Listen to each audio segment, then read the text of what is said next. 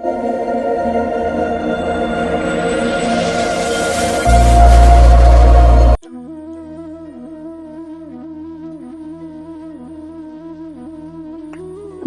সবাইকে, ব্রজবালক ইউটিউব চ্যানেলের পক্ষ থেকে সবাইকে গীতাময় শুভেচ্ছা এবং অভিনন্দন।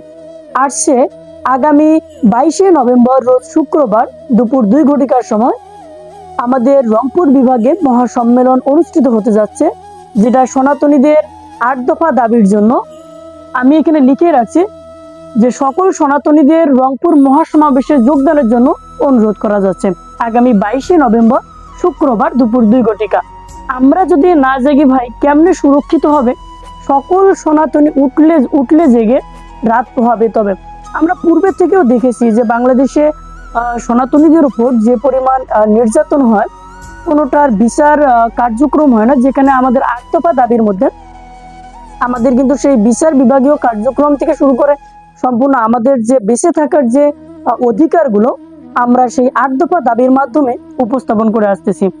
এই 8 দফা দাবির মাধ্যমে আমরা আমাদের সুরক্ষিত এবং অধিকারগুলো অর্জন করে নিতে চাই। সেই কারণে আগামী 22শে নভেম্বর রোজ শুক্রবার দুপুর 2 ঘটিকায় রংপুর মহাসমাবেশের আয়োজন করা হয়েছে।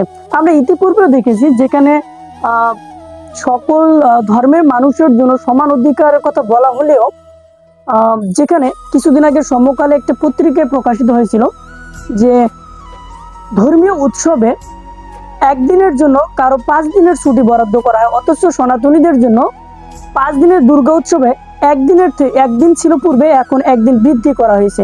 এটাই নাকি সবার জন্য সমান অধিকার।